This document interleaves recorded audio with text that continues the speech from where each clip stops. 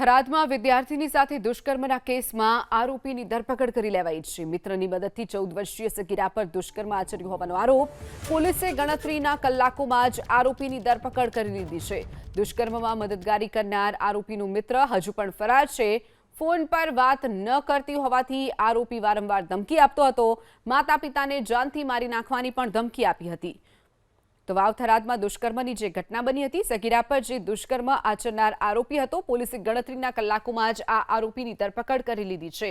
પહેલા તો સગીરાને ફોન ઉપર વાત કરવા માટે દબાણ કરતો હતો। જો સગીરા વાત ન કરે તો તેને અને તેના પરિવારને, તેના માતા પિતાને જાનથી મારી નાખવાની પણ ધમકી આપી હતી। તો બીજી તરફ જે મદદ કરતો મિત્ર હતો તે હજુ પણ ફરાર છે। પોલીસે ફરાર આરોપીની શોધખોળ હાથ ધરી છે।